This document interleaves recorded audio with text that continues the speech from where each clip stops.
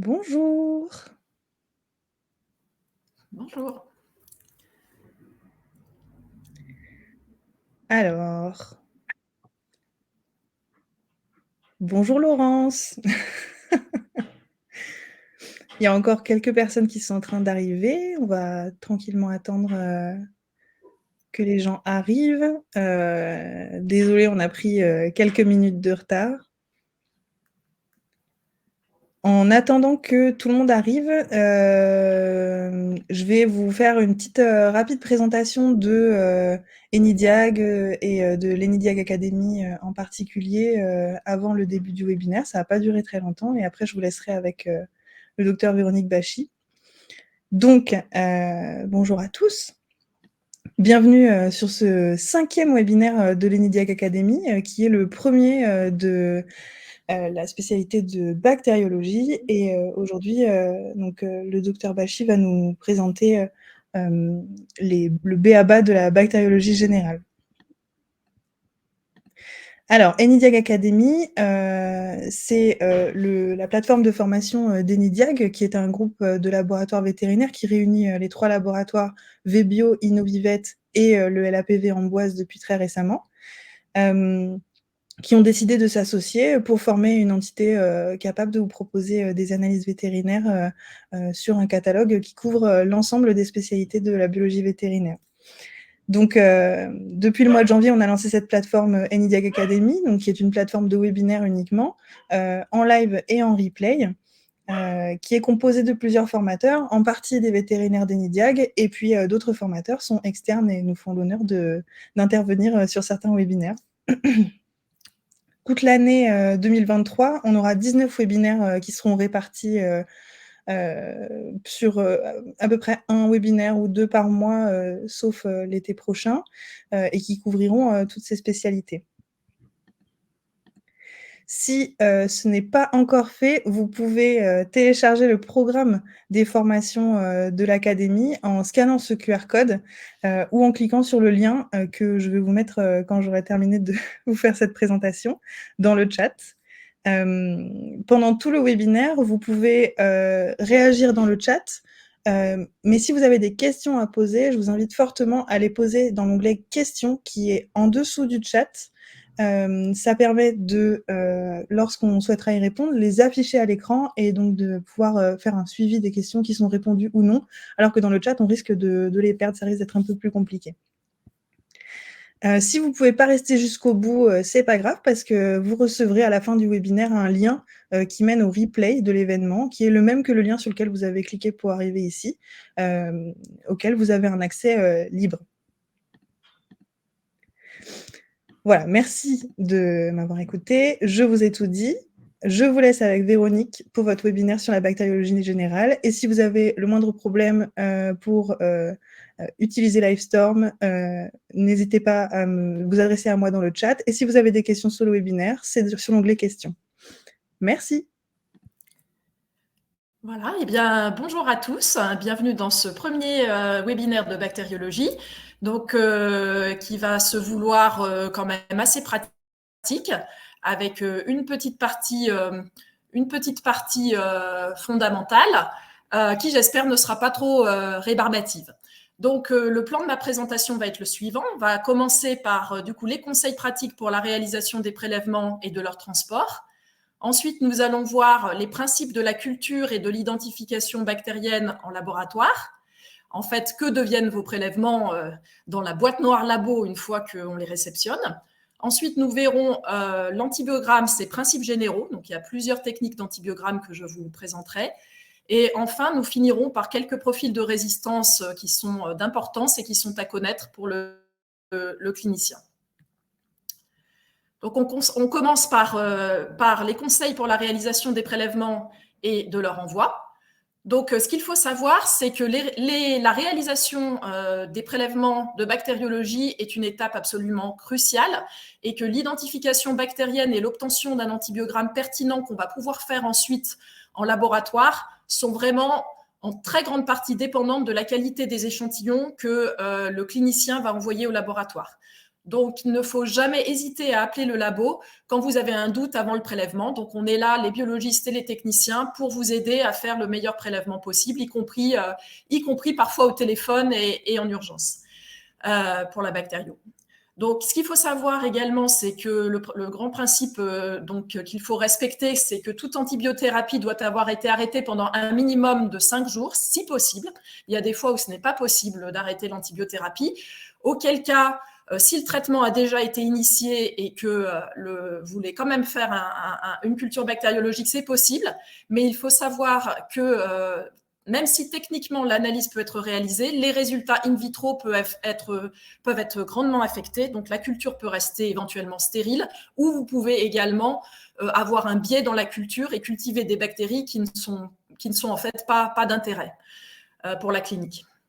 Donc, pour les analyses bactériologiques, il y a un principe fondamental également, c'est de ne jamais congeler les prélèvements. Il y a de nombreuses bactéries qui ne vont pas survivre à la congélation. Donc ça, on évite à tout prix. Voilà.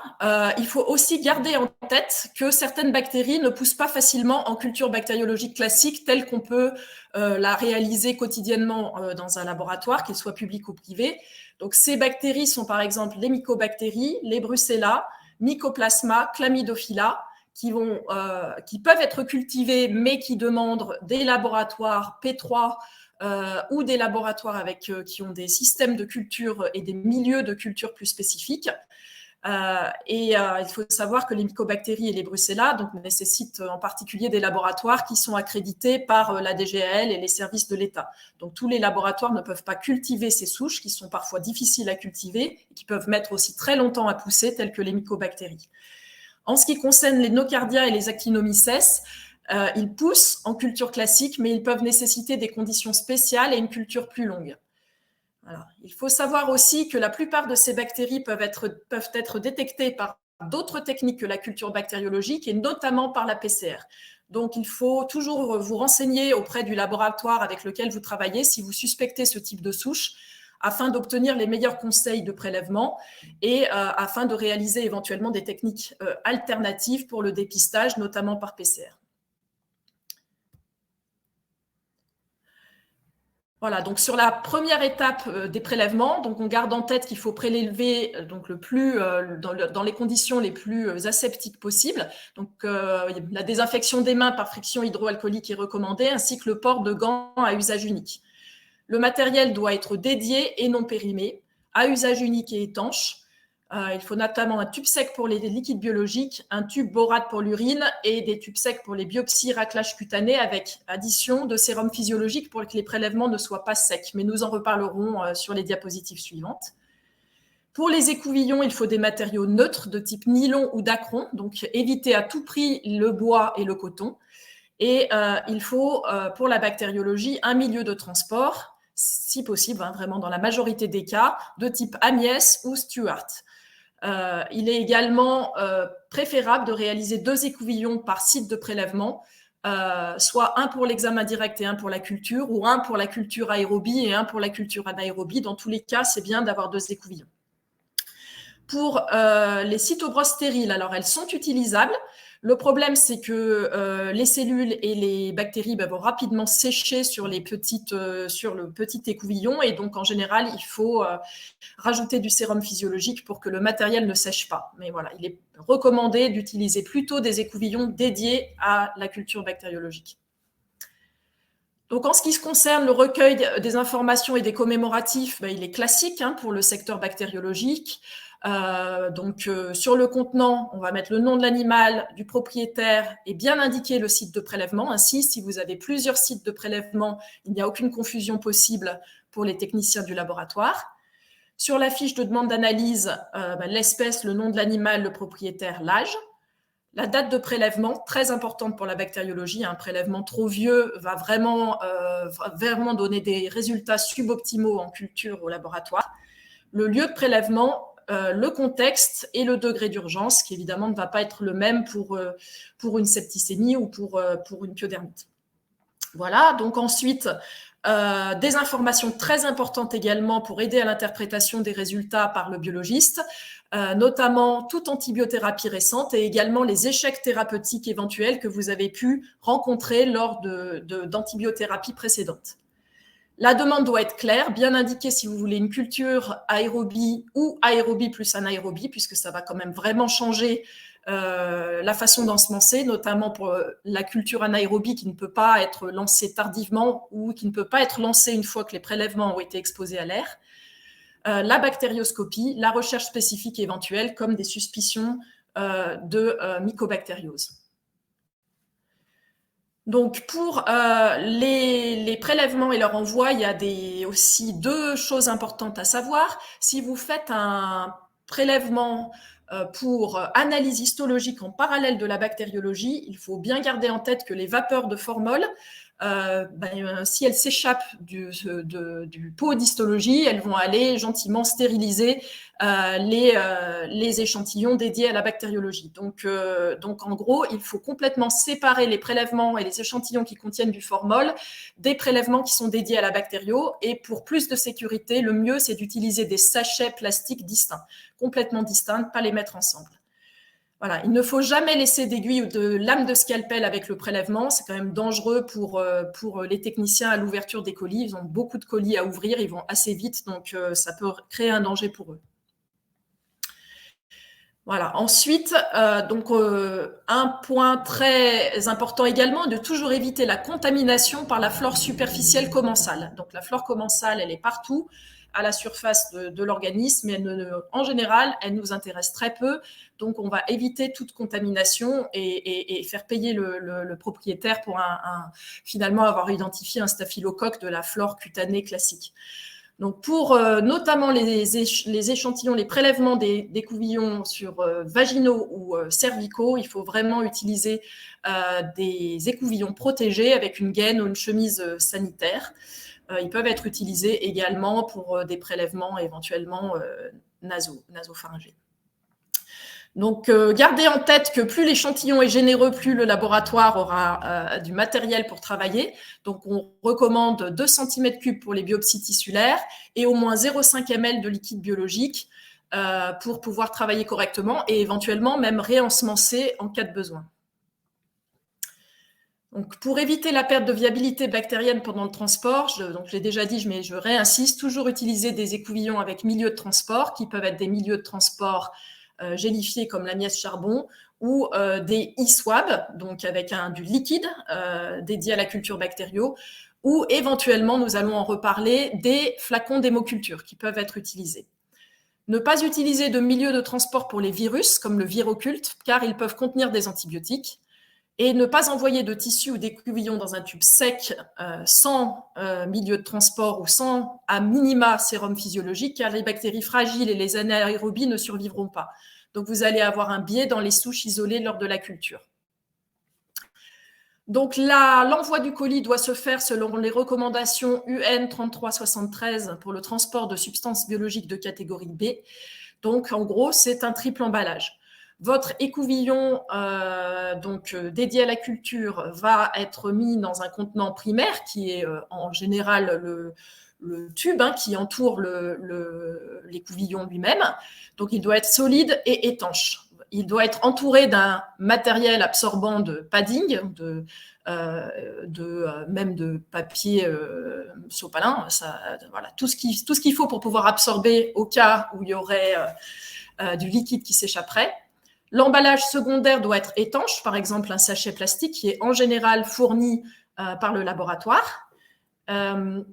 Et puis l'emballage tertiaire, c'est l'enveloppe solide ou le carton éventuellement que vous mettez autour de ces 2 premiers emballages. Et à l'extérieur, vous avez le nom et l'adresse du destinataire, éventuellement le numéro de téléphone si besoin.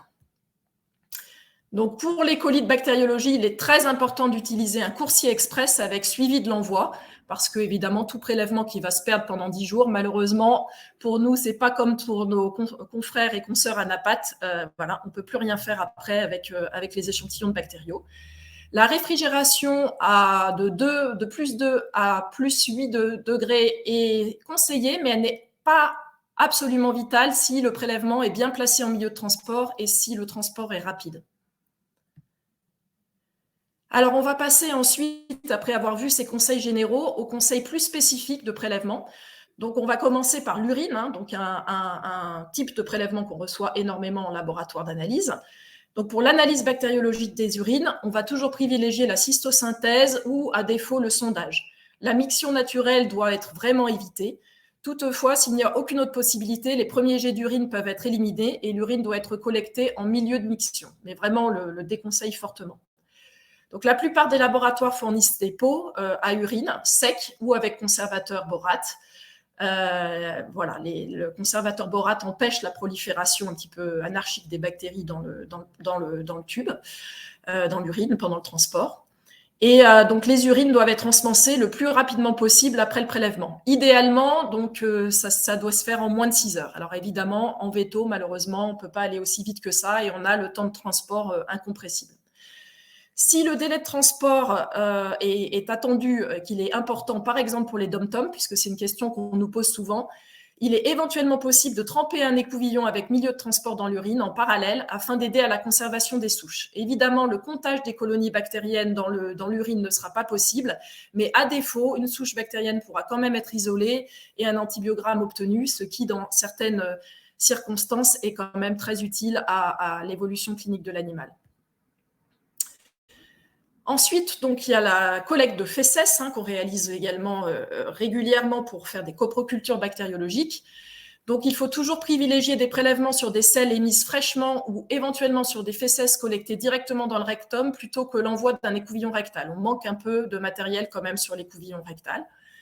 La taille de l'échantillon, ce qu'on privilégie, c'est une petite noix. Et si le transport est court, il faut savoir que souvent, il n'y a pas besoin de milieu de transport. Vous pouvez envoyer les selles directement dans le pot à sel. En revanche, si le transport est long, par exemple à nouveau le cas des confrères qui sont dans les dom-toms, des écouvillons avec milieu de transport spécifique contenant un milieu cariblaire modifié sont disponibles commercialement. Voilà, donc la plupart des labos ne les fournissent pas, mais il est potentiellement possible d'en acheter pour les cliniciens qui sont souvent confrontés au problème. Alors, si une culture anaérobie est requise, il est important de ne pas laisser d'air au-dessus de l'échantillon et donc il faut remplir l'ensemble du tube ou des pots avec des fesses. Dans ces cas-là, on va choisir un contenant un peu plus petit et on le remplit bien jusqu'au couvercle.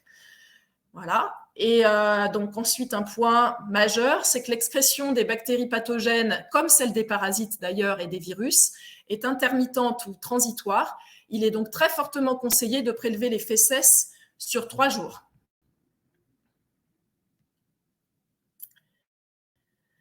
On va passer ensuite au prélèvement sur des tissus ou des fragments d'organes, incluant le prélèvement post-mortem pour l'analyse bactériologique. Donc, les biopsies doivent faire 1 à 2 cm3.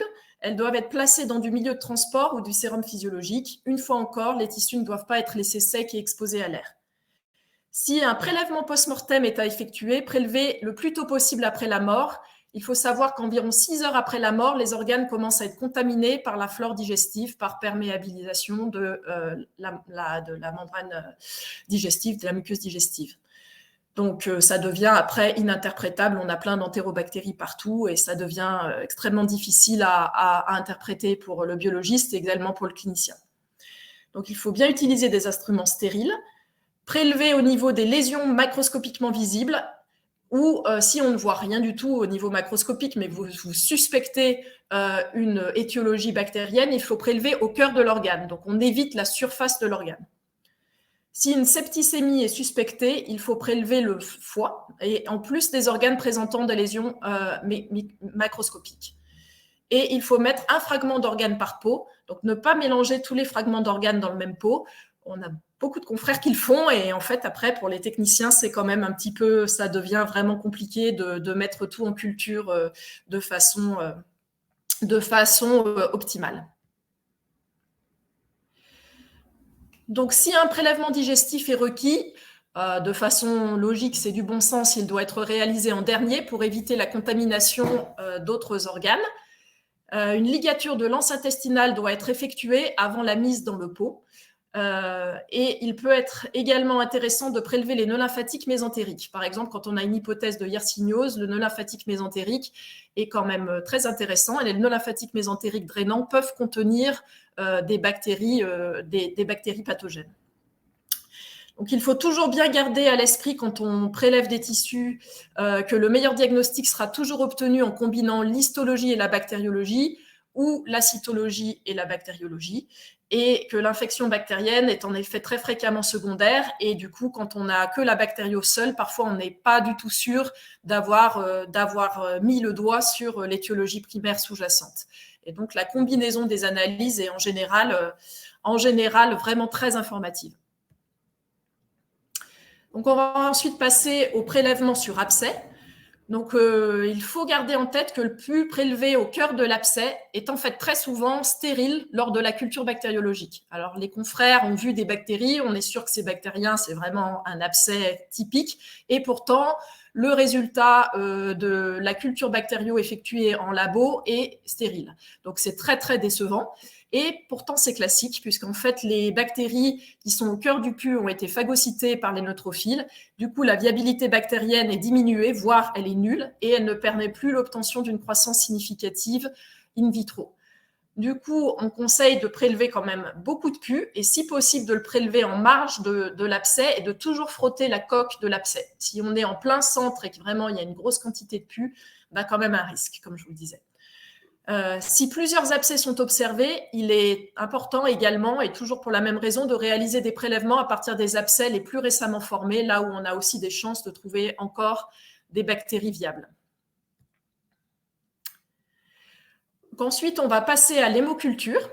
Donc, les prélèvements pour hémoculture doivent être effectués, si possible, lorsque l'animal présente une hyperthermie. C'est au moment où l'animal présente une hyperthermie qu'on a en effet une chance d'avoir une bactériémie et le plus de chances d'isoler la bactérie dans le sang. Donc, en général, plusieurs prises de sang sont recommandées. Il faut les faire de 30 et 60 minutes d'intervalle, si possible. Et dans la théorie, dans les livres, on recommande 3 prises de sang.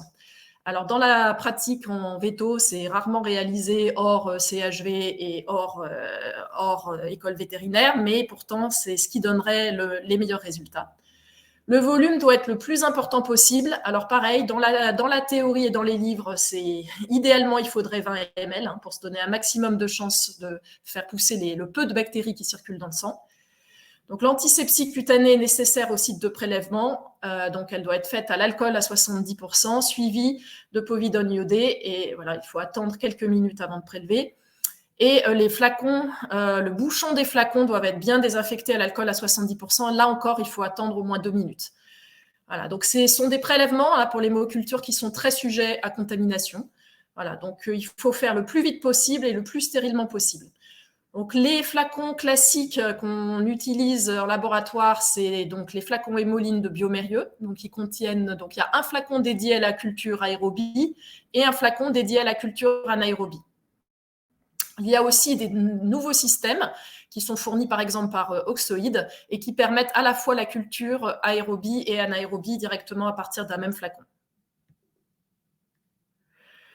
On va passer ensuite au liquide synovial. Donc, il faut savoir que la culture bactérienne à partir de synovie est très difficile, longue et souvent stérile, parce qu'en fait, les bactéries ont tendance à adhérer à la membrane synoviale. Donc, la plupart du temps, le liquide synovial est transféré dans un tube sec pour la bactériologie et dans un tube DTA pour la cytologie. Je recommande fortement de combiner les deux analyses à nouveau, mais pour être sûr qu'on n'a pas une simple contamination du prélèvement et qu'on a bien un tableau cytologique compatible. Donc, pour faciliter éventuellement la culture bactérienne post-transport, un écouvillon avec milieu de transport peut être éventuellement trempé dans le liquide synovial en plus du tube sec fourni. Et alternativement, ce qu'on recommande de plus en plus maintenant, c'est de mettre éventuellement du liquide synovial dans un flacon d'hémoculture. Donc, en équine, c'est réalisé en routine et ça permet effectivement d'avoir un meilleur transport du peu de bactéries qu'on va trouver dans le liquide synovial et une culture plus fréquemment positive après au laboratoire. Donc, on continue sur les liquides biologiques. De façon générale, comme je vous le disais, on met une partie en tube sec et une autre en tube EDTA pour la cytologie. Donc, celui en tube EDTA va servir à la cytologie et également à la PCR, si nécessaire.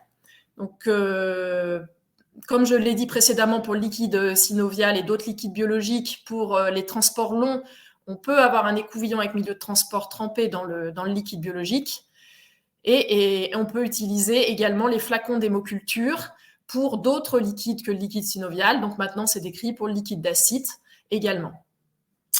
Donc en ce qui concerne le lavage nasal, puisqu'on a fréquemment des questions en laboratoire pour tout ce qui est suspicion de surinfection bactérienne ou également d'aspergillose nasale, le meilleur diagnostic est souvent obtenu en combinant l'analyse cytologique et la bactériologie plus mycologie sur lavage nasal.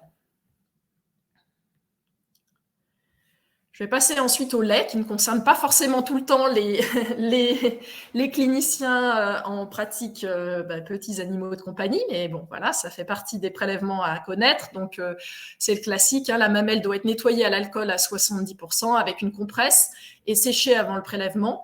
Les premiers jets doivent être bien éliminés et le lait doit être prélevé en tube sec pour la bactériologie et dans un tube DTA pour une cytologie éventuelle. Donc, on va ensuite passer à des prélèvements qui sont en général assez complexes. Donc, ce sont les prélèvements qu'on réalise pour les avortements et les problèmes de mortinatalité. Donc, il faut bien se souvenir que le meilleur diagnostic sera toujours obtenu en prélevant directement à partir du chaton ou du chiot mort, très rapidement après la mort, quelle que soit la technique d'analyse qu'on veut mettre en place. On a beaucoup d'éleveurs ou de vétérinaires qui appellent et qui souhaitent faire des analyses pour juste avant les chaleurs suivantes, en fait, pour comprendre pourquoi la chienne a perdu ses chiots sur la portée précédente. Et en fait, là, c'est beaucoup trop tard. Donc, il faut agir le plus vite possible. Et le mieux, c'est de travailler pour le labo sur l'avorton ou sur le chiot ou le chaton mort. Donc, les organes de choix post-avortement sont le foie, les reins, les poumons, éventuellement l'intestin ligaturé et tout autre organe qui présenterait des lésions macroscopiques. Le placenta est aussi intéressant, mais uniquement s'il peut être récupéré non souillé, puisque là, sinon, pour la bactériologie, c'est pareil, on a un petit peu à boire et à manger sur les boîtes, donc ce n'est pas intéressant si jamais il a un petit peu traîné par terre. Voilà. Et puis, donc, on recommande quand même pour les avortements de faire des prélèvements destinés à plusieurs types d'analyses. Donc, la bactériologie, il faut mettre les fragments dans du sérum physiologique, mettre également des fragments d'organes dans des pots secs qui, eux, seront destinés éventuellement à des PCR et des fragments d'organes dans du formol pour histologie en parallèle ou ultérieurement si les analyses de bactériologie et de PCR n'ont rien donné. Voilà, l'avantage étant de pouvoir les traiter ultérieurement puisqu'ils vont être conservés longtemps. Donc, si le chaton ou le chiot ou le tissu placentaire ne peuvent pas être récupérés, il faut dans ce cas-là réaliser un écouvillon vaginal ou cervical sur la mère le plus tôt possible après l'avortement et le mettre dans du milieu de transport pour la bactériologie. Et également réaliser un écouvillon sec, vaginal ou cervical pour réalisation des PCR. Mais c'est suboptimal par rapport à l'avorton, en fait. On a des meilleurs résultats en partant de l'avorton directement. Donc ensuite, on va passer aux cultures anaérobies qui nécessitent des conditions spéciales. Donc les souches anaérobies sont isolées à partir de lésions pyogènes profondes. Et donc, il va être intéressant de demander une culture anaérobie quand vous avez des abcès, des fistules, les pyothorax, notamment chez le chat, une péritonite, des lésions dentaires ou buccales profondes, notamment une infection des racines dentaires, et également sur les fesses si vous suspectez une clostridiose. Donc pour ces prélèvements, le plus important est de savoir qu'il ne faut pas exposer le prélèvement à l'air. En fait, ça va tuer tout simplement les bactéries anaérobies. Elles ne pousseront plus du tout en culture. Donc, comme je vous l'ai dit précédemment, il faut remplir tous les pots et les tubes jusqu'au couvercle pour ne pas laisser d'air. Donc, utiliser éventuellement des contenants stériles plus petits et envoyer, si possible, en supplément un écouvillon sur milieu de transport. Donc, en fait, il en faut deux. Il en faut un dédié à la culture aérobie et un deuxième écouvillon distinct pour la culture anaérobie. Ça permet ainsi aux techniciens de pouvoir prendre leur temps pour ensemencer la culture anaérobie et de traiter les deux différemment, puisqu'en fait, l'exposition à l'air peut également se produire au laboratoire. Donc, on a un premier petit quiz suite à ces conseils de prélèvement très pratico-pratiques. Donc, quels sont les prélèvements les plus recommandés pour une analyse post-avortement? Est-ce la rate et le foie de l'avorton? Est-ce le foie, le poumon, le rein de l'avorton? Est-ce le placenta? Est-ce l'écouvillon vaginal cervical? Il y a plusieurs bonnes réponses possibles.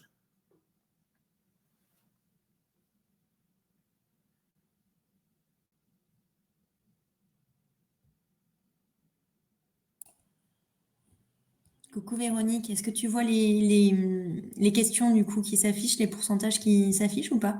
Non, pour l'instant non, mais je vais soumettre mon vote. Oui, vas-y. Mon propre vote. Ouais, te trompe pas surtout. Ouais.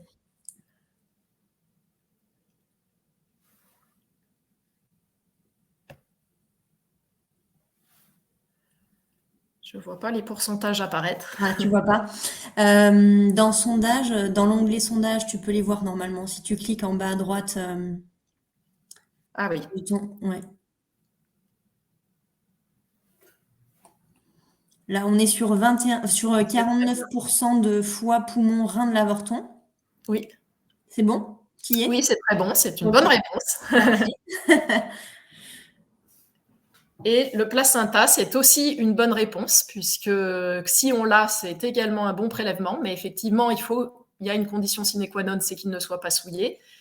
Et voilà, l'écouvillon vaginal cervical, c'est une possibilité, mais qui n'est pas la plus recommandée dans un premier temps. Et la rate et le foie de l'avorton, c'est une possibilité, mais c'est pas les organes de choix.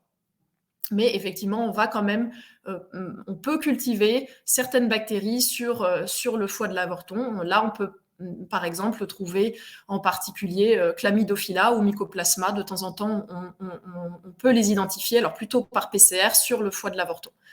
Voilà. Donc en fait, personne n'a de très mauvaises réponses, mais voilà, en priorité, toujours pour les avortements, privilégier foie, poumon, rein. À partir de ça, le laboratoire peut faire quasiment toutes les analyses.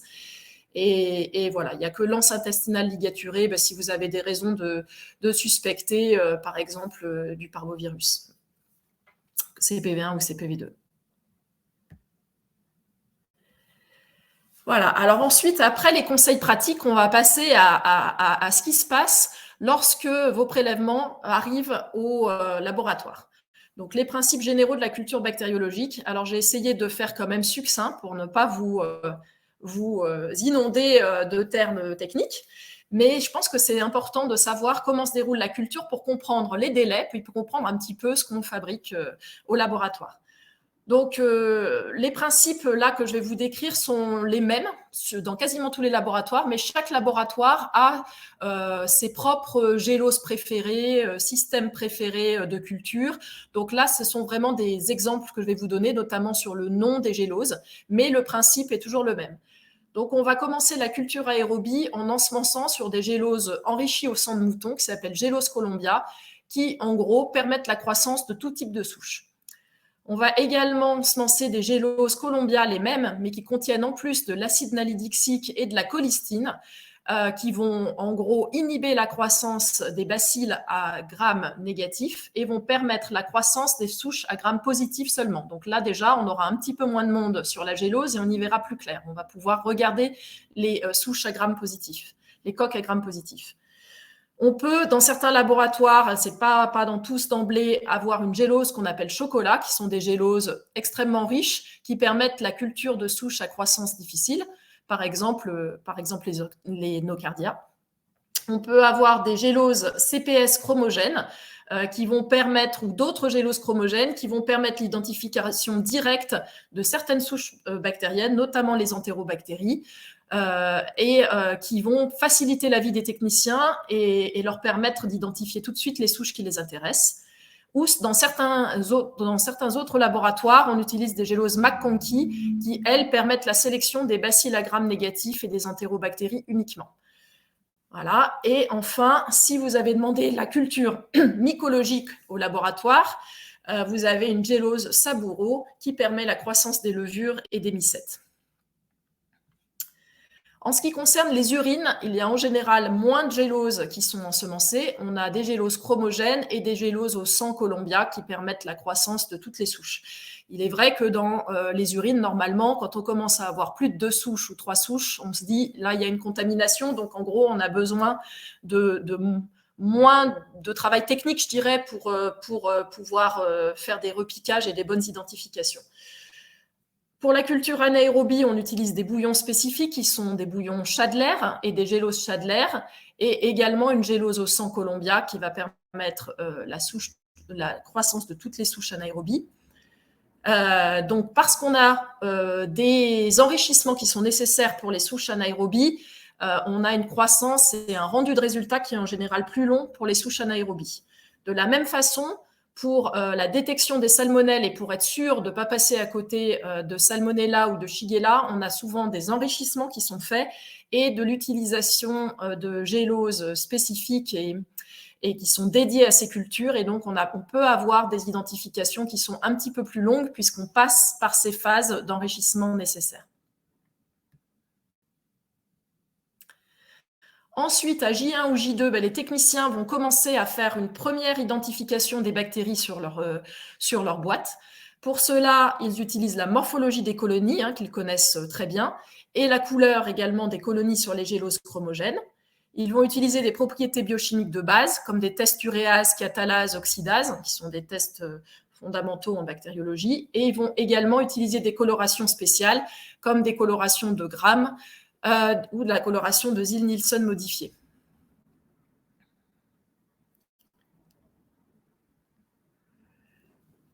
Alors ensuite, l'identification finale des souches va se faire à nouveau soit à J1, soit à J2 en fonction de la rapidité et du nombre de repiquages des souches qui ont été nécessaires.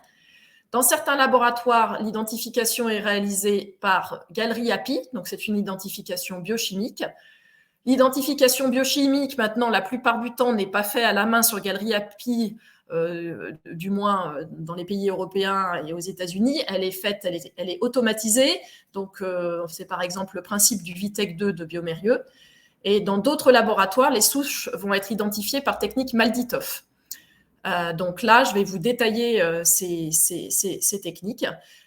Pour que vous puissiez bien comprendre quand vous avez ces noms un petit peu parfois rébarbatifs sur un rapport d'essai, bien savoir à quoi ça correspond.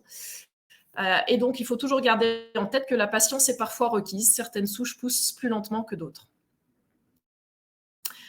Donc, en ce qui concerne les méthodes d'identification des souches, je vais commencer par vous présenter la technique Malditov. Donc, Malditov, ça veut dire Matrix Assisted Laser Desorption Ionization Time of Flight. Donc, on va voir le détail. Donc, en gros, la colonie bactérienne va être prélevée sur la gélose par le technicien et elle va être déposée dans ces petits cercles présents ici va être mixée avec une matrice sur une cible. La cible est ensuite illuminée par un laser et la matrice va absorber la lumière du laser et s'évaporer avec l'échantillon bactérien et elle va acquérir une charge électrique. Donc, c'est la phase d'ionisation. Donc, qui se déroule donc au sein de cette grande colonne, enfin en bas de cette grande colonne qu'on peut voir représentée sur l'automate en bas à gauche. Ensuite, lorsque la phase d'ionisation s'est faite, des champs électriques vont guider les ions dans le spectromètre de masse et la séparation des différentes fractions va se faire selon la masse. Donc, le time of flight, c'est ce qu'on appelle time of flight, c'est en gros le temps de vol de ces fragments pour traverser le vide de la colonne de l'automate. Et ce temps de vol, il est dépendant de la masse. Donc, le résultat est donné sous la forme de différents pics que vous pouvez voir ici sur la photo à droite. Et ces différents pics s'associent pour en fait donner un spectre. Et ce spectre va correspondre aux différents fragments provenant de la molécule d'origine. L'analyse de ces différents fragments est tout à fait caractéristique et elle permet la détection de la structure de la molécule d'origine et une comparaison avec une banque de données importante ou même plusieurs banques de données peut être ainsi réalisée de façon automatique, mais disons que le spécialiste du MALDI-TOF va également jouer un rôle dans le choix de l'identification finale. Donc l'avantage de cette technique, c'est que les résultats sont très rapides, ils sont obtenus en moins de 10 minutes. Il existe de très larges banques de données, donc des souches inhabituelles peuvent être identifiées. C'est là, par cette technique, que vous avez des noms de bactéries que vous n'avez jamais vus et que parfois les biologistes n'ont jamais vus non plus. Mais bon, parfois elles sont très pertinentes, hein, donc on découvre des choses. Et la précision est très bonne également. Donc, je vais ensuite passer à l'identification par technique biochimique. Donc ça, les galeries API, c'est le principe de la galerie API. Donc, on a vu peut-être en cours de bactériologie à l'école vétérinaire et puis en cours de bactério fondamentale. Donc, en gros, ça repose sur les propriétés biochimiques de chaque souche. Est-ce que du coup, est-ce qu'elle a une uréase? Est-ce qu'elle métabolise tel ou tel nutriment? Et ces petites réactions se déroulent dans des puits qui peuvent être scellés, qui sont scellés, et en quelques heures, les réactions biochimiques liées aux propriétés et au métabolisme de chaque souche vont vous donner des résultats, la plupart du temps colorés, hein, comme on peut le voir à gauche. Et c'est la combinaison de ces différents résultats de tests biochimiques qui vous donne l'identité de la souche. Donc tout ceci est maintenant automatisé dans certains automates, dans de très nombreux laboratoires, mais dans de nombreux laboratoires aussi dans le monde entier. C'est encore des galeries API et ce système-là qui est type de système qui est utilisé. Le troisième type d'identification qui est plus rare, hein, qui est assez rarement réalisé en routine, mais qui est très efficace également, c'est l'identification bactérienne par analyse génomique. Donc, elle consiste en une PCR sur ARN ribosomial 16S suivie par un séquençage. L'ARN 16S, c'est une petite sous-unité ribosomiale qui est toujours présente en au moins une copie chez toutes les bactéries. Donc, en fait, on ne peut pas passer à côté. Et après le séquençage des produits de PCR, les résultats sont analysés et comparés à une banque de gènes bactériens sur le site qu'on appelle BLAST. Donc, cette analyse est très performante et elle est même plus efficace que les identifications biochimiques ou phénotypiques. Le problème, c'est qu'elle est assez coûteuse et il faut quand même avoir un séquenceur, et c'est pas tous les laboratoires de diagnostic n'en ont pas. Ensuite, brièvement, même si on est sur une présentation de bactériologie, je vous présente l'identification fongique parce qu'en général, elle est très fréquemment faite en parallèle des cultures bactériologiques. Donc, il faut savoir que les levures poussent sur une gélose saburo et que les dermatophytes, eux, vont pousser sur un autre type de milieu qui est une gélose saburo qui est modifiée. Et donc, il faut connaître un petit peu les délais de pousse pour bien comprendre vos résultats. Donc, les levures poussent très vite, donc moins de 2 jours pour Malassezia pachydermatis. Les aspergillus, eux, poussent en 5 à 10 jours. Donc, sur, par exemple, des suspicions d'aspergillose nasale, il faut parfois attendre. Hein, si vous avez demandé un résultat uniquement par culture mycologique, pour être bien sûr qu'on ne passe pas à côté d'une aspergillose nasale, il faut prolonger les cultures mycologiques. Et quant aux dermatophytes, alors eux, ils peuvent prendre 3 semaines à pousser. Donc là encore, il faut être patient, malheureusement. Ensuite, l'analyse morphologique et l'identification, il faut attendre que les colonies, que les cultures soient vraiment matures pour pouvoir les examiner. Et c'est l'examen des IF et des conidies qui permet la diagnose. Mais cette diagnose est quand même très difficile. Donc maintenant, dans d'assez nombreux laboratoires, vous avez des PCR spécifiques et des PCR pandermatophytes qui peuvent être proposés et qui sont quand même utiles, notamment pour aller beaucoup plus vite. Alors là, on repasse sur un petit sondage. Donc, j'ai une petite question concernant les analyses bactériologiques sur les fesses ou le liquide intestinal. Donc, il y a une seule bonne réponse cette fois-ci. Donc, je vous laisse prendre connaissance des propositions.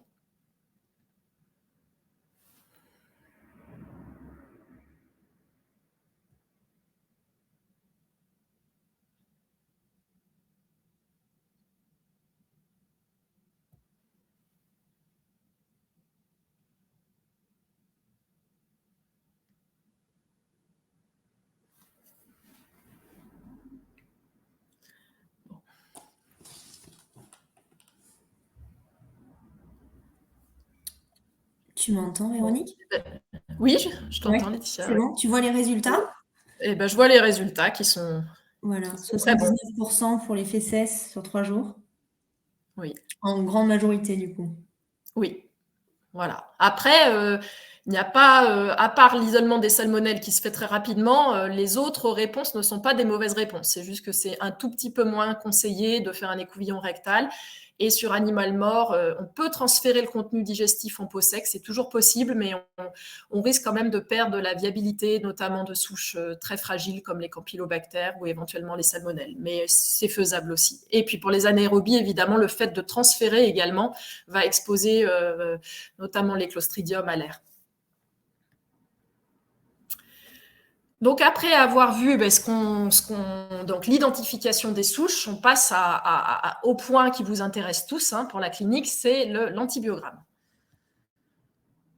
Donc l'antibiogramme permet la détermination de la résistance d'une souche à des familles d'antibiotiques in vitro et à la prédiction de leur activité in vivo. Ça ne reste qu'une prédiction, il faut bien le garder en tête.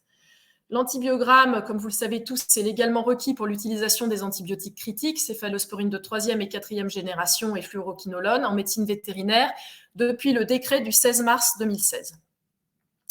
Donc, l'antibiogramme va permettre du coup de mettre en exergue les résistances acquises par les bactéries. Il faut savoir que il y a 2 grands types d'antibiorésistance. La première, ce sont les résistances naturelles. Celles-ci sont fixes et constantes. Par exemple, les souches de Pseudomonas sont naturellement résistantes à l'amoxicilline et à de très nombreux antibiotiques.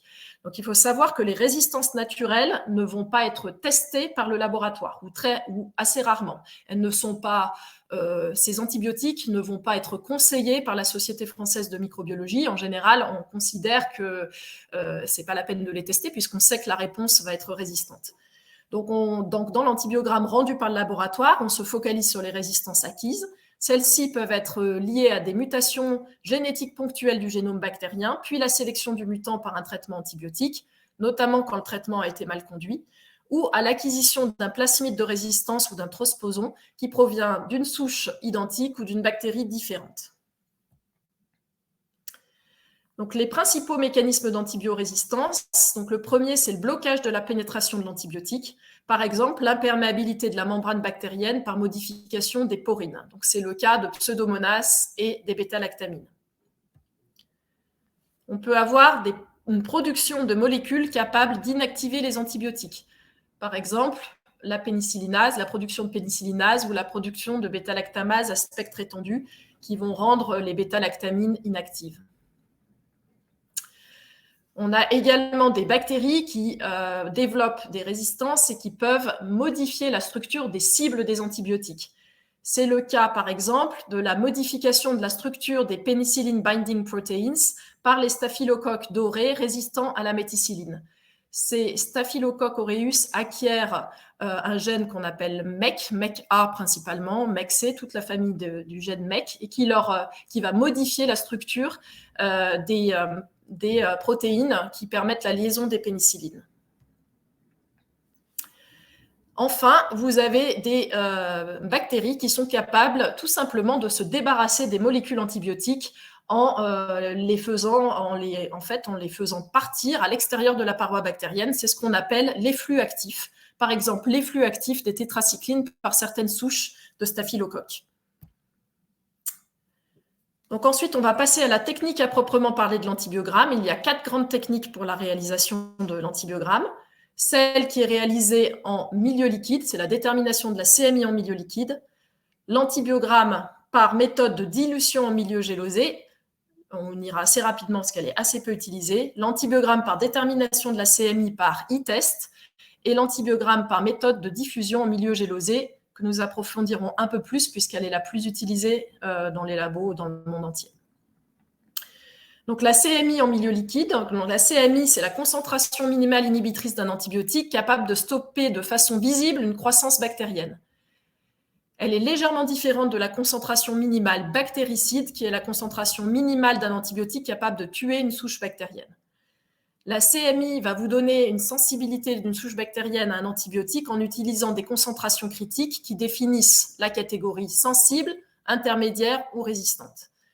Ces concentrations critiques sont définies par 3 grandes agences dans le monde, la Clinical and Laboratory Standards Institute aux USA et dans de très nombreux pays, le European Committee on Antimicrobial Susceptibility Testing, qu'on appelle EUCAST en Europe, et la Société française de microbiologie donc se base sur ce système EUCAST, et la British Society for Antimicrobial Chemotherapy en Grande-Bretagne. Il y a quelques différences légères, mais quand même, entre ces 3 systèmes de référence.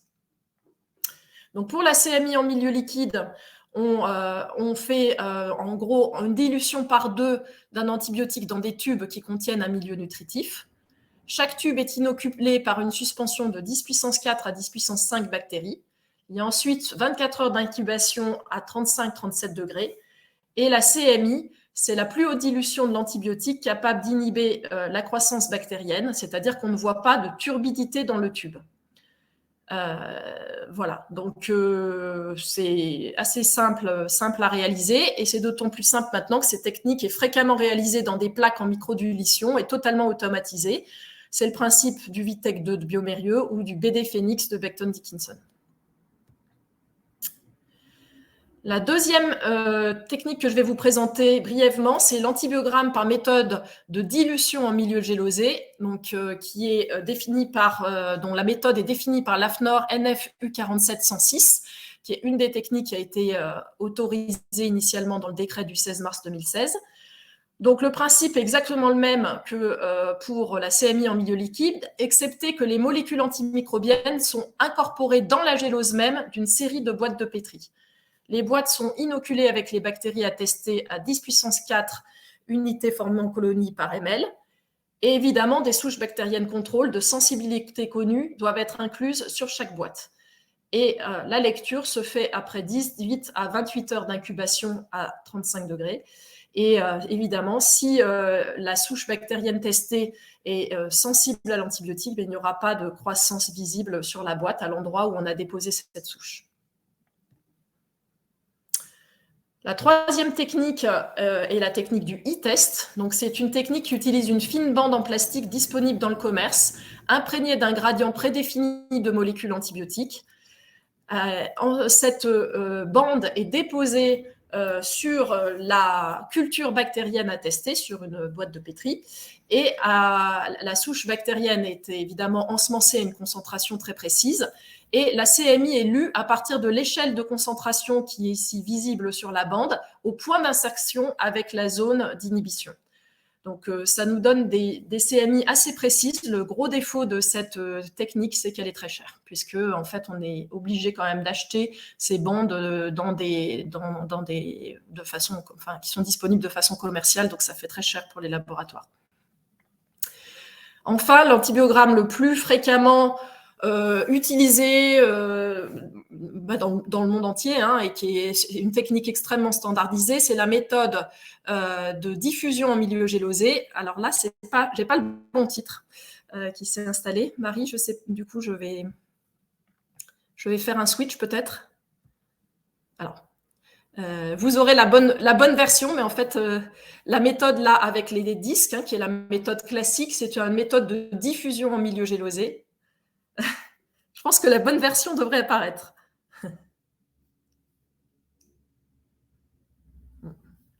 Non, c'est toujours pas la bonne version que j'ai, mais c'est pas grave.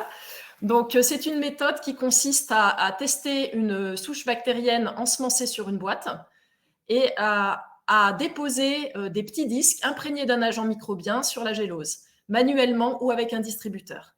Ces molécules antimicrobiennes vont diffuser en créant une zone saturée par la molécule antimicrobienne, au sein de laquelle les bactéries sensibles à la molécule ne pourront pas pousser.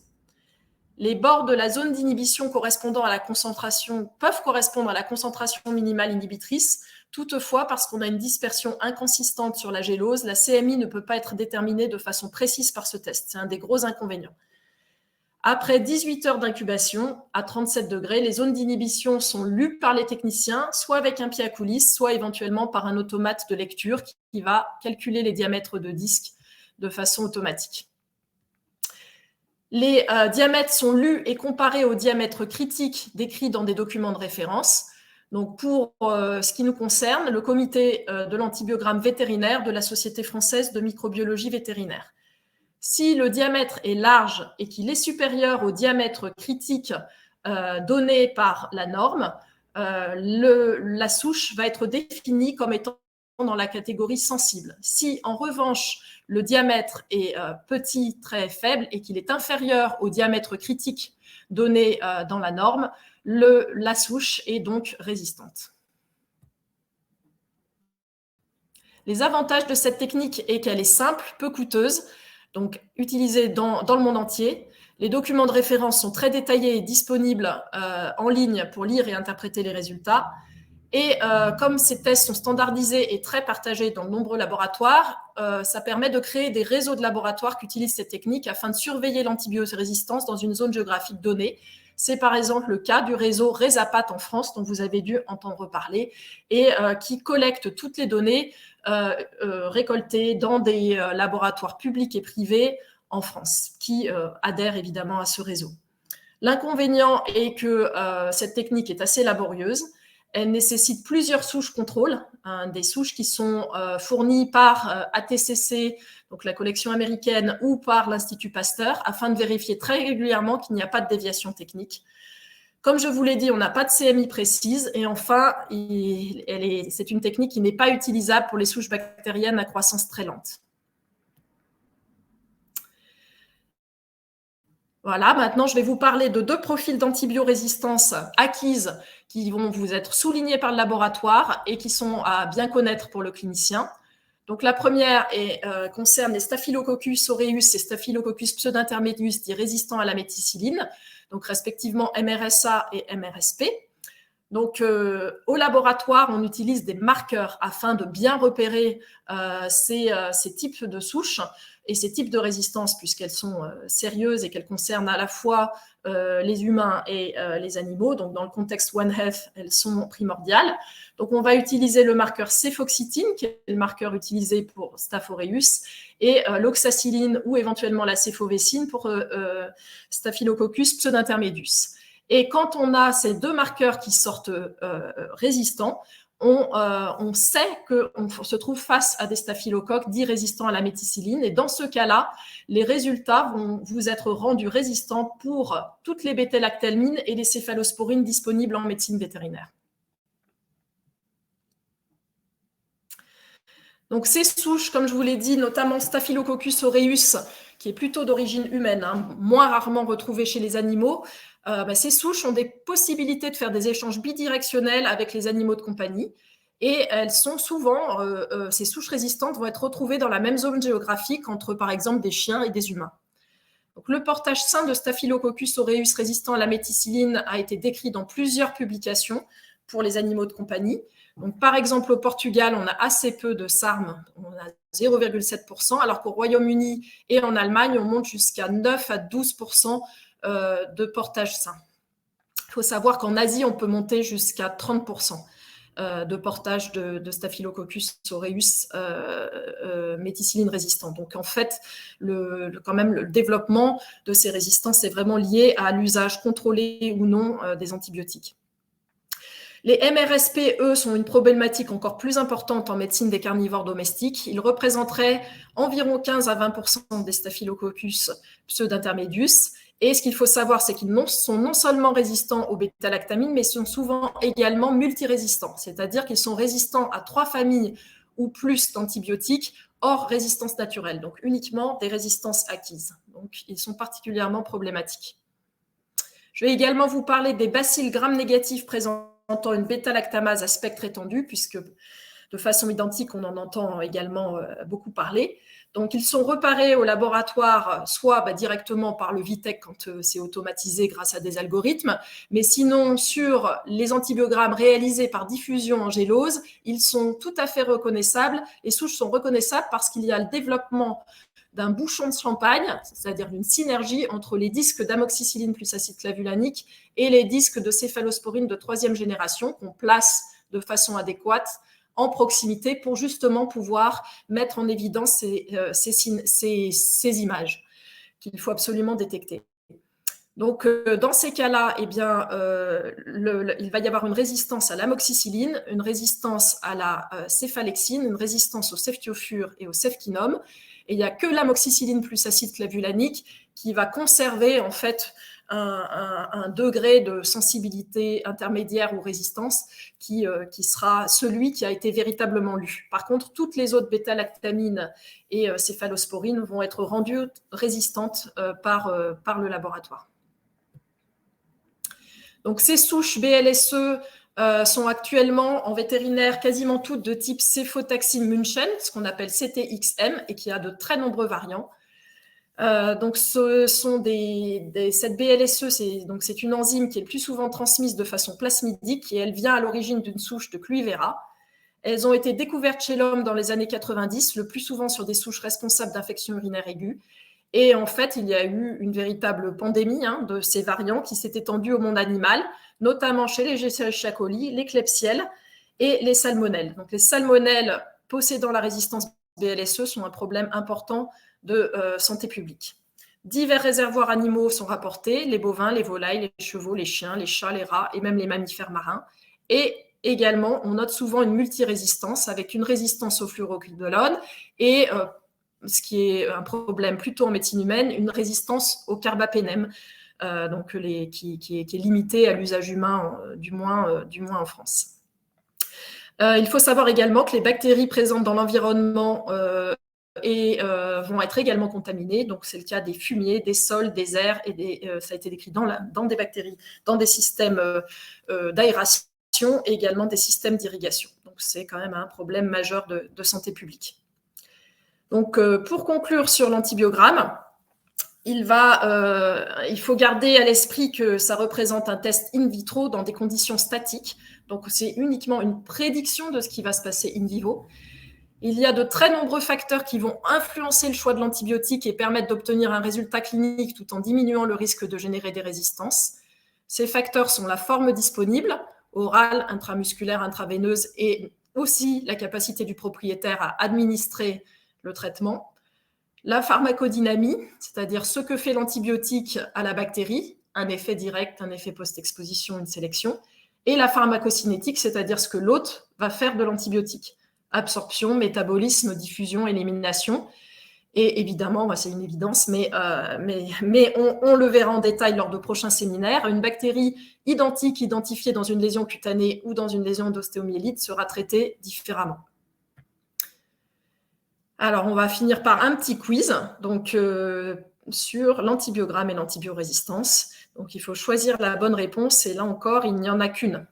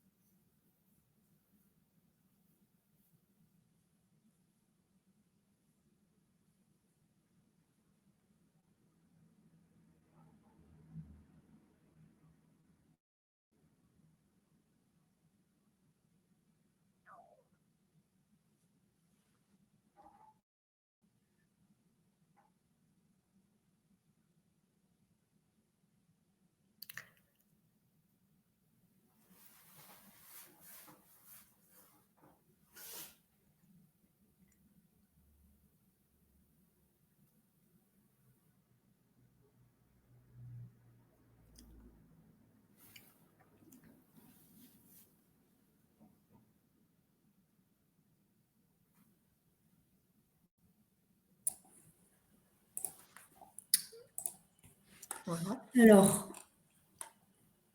donc on est à 23 votes, Véronique. Et donc, du coup, il y a 50% pour les souches de staphylocoque, voilà. Oui, tout à fait. C'était la bonne réponse. Voilà, mais il y a eu un piège supplémentaire malheureusement en ce qui concerne la technique de dilution en milieu gélosé, puisque vous n'avez pas eu le bon titre qui est apparu lors du défilé des slides. Je suis désolée pour ça, mais c'est la technique de diffusion en milieu gélosé, donc la technique qui utilise les petits disques imprégnés d'antibiotiques, qui est la technique majoritairement utilisée pour réaliser des antibiogrammes, et non pas la technique de dilution. La technique de dilution, c'est quand l'antibiotique est dilué directement dans la gélose. Voilà. Et quant à la mutation spécifique des Staphylococcus aureus qui leur permet d'inactiver les molécules de bêta-lactamine, ce n'est pas le cas. En fait, la mutation, du moins le gène MEC dont j'ai parlé, acquis par les staphylocoques dorés, il leur permet de modifier la cible des bêta-lactamines et pas d'inactiver la molécule d'antibiotique en elle-même. Mais c'était pas facile. Et quant à la technique Malditoff, elle ne requiert pas un séquençage. Elle est basée sur une technique qui n'est pas une technique génomique, plutôt une technique de protéomique. Voilà. Et puis, nous avons parlé de pharmacocinétique, pharmacodynamique et des choix de l'antibiotique à utiliser pour la pratique clinique. Ces sujets seront abordés en automne, probablement conjointement avec un confrère ou une consoeur spécialisée en médecine interne, et donc le 19 septembre et le 24 octobre prochain. Merci pour votre attention. Je vous ai mis quelques références utilisées dans ma présentation que vous pouvez donc retrouver assez facilement sur Internet. Alors, merci à toi, Véronique. On va répondre, il y a eu quelques petites questions pendant ta présentation. Donc, elle s'affiche à l'écran. Il faut, si possible, relire la question. Donc, Alors, je vais lire la première. Y a-t-il vraiment un intérêt à faire une bactériologie sur un abcès? Alors, c'est une bonne question. Sur un abcès, merci de l'avoir posé. Je dirais qu'évidemment, le débridement de l'abcès et la désinfection, le système de désinfection locale est encore plus important finalement que la culture bactériologique et l'antibiogramme. Je pense qu'il y a lieu de faire un antibiogramme, une bactériologie quand on a une récidive des abcès, où on n'a pas de réponse sur les techniques de base de débridement de l'abcès et des infections. En fait, ma question était en rapport avec les recommandations qu'on peut faire, nous, en cytologie. Oui. Tu vois, sur une ponction de masse cutanée en faveur d'un abcès ou d'une lésion surinfectée. C'est vrai que moi, par exemple, j'ai tendance à ne pas conseiller de faire une bactériologie. Donc, la question, c'était, en rapport à ça, est-ce qu'il fallait le conseiller ou pas? Non, souvent, d'emblée, ça s'avère peu utile en première intention, on va dire. Pour moi, c'est vraiment en deuxième intention sur un abcès qui cicatrise mal, qui fistulise, qui se recrée, malgré la première ligne thérapeutique mise en place. Ok, parfait. Alors, une question de Caroline. Ah, tu l'as ou pas? Quel diamètre d'aiguille pour les cystosynthèses?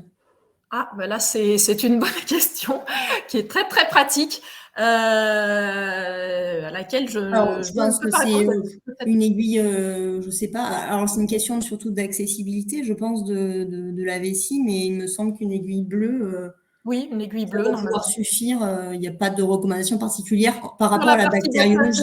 Sur la partie bactériologique, non, ça n'influence pas du tout. Donc, c'est vrai que c'est même une question que je ne m'étais pas posée. C'est vrai que c'est vraiment une aiguille comme vous utiliseriez pour faire une cytoponction classique. Une aiguille bleue, je pense.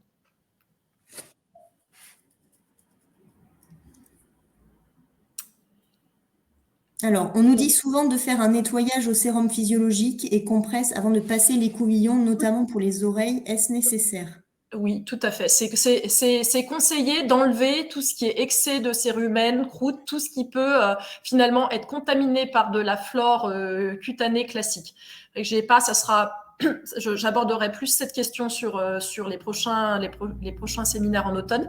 Mais là, je n'ai pas parlé des prélèvements auriculaires en particulier, mais oui, il faut passer au sérum phy et enlever vraiment l'excès de matériel nécrotique ou les croûtes, l'excès de cérumen qui serait vraiment peu intéressant. Voilà. Alors, attends, je crois qu'il y a... Non, a priori.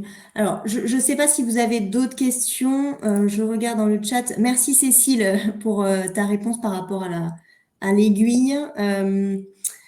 Voilà, donc peut-être on va attendre encore quelques minutes si vous avez d'autres questions. En attendant, merci beaucoup Véronique pour ta présentation. Merci à toi d'avoir accepté de participer à cette académie. Je pense que la bactériologie, on en a tous besoin. Hein, donc, c'est quand même une matière qui est vraiment importante à aborder. Merci à tous pour votre participation. Je vois qu'il y a pas mal de personnes qui nous remercient aussi. Merci à vous d'être venus. Et puis, voilà.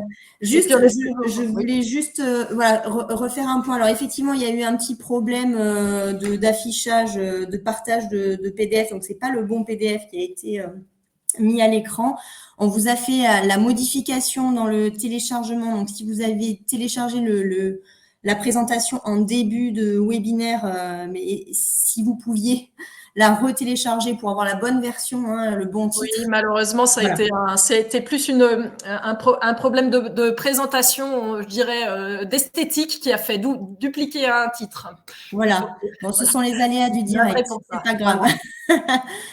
Voilà. Donc, mais écoutez, merci à tous pour votre participation. Merci Véronique.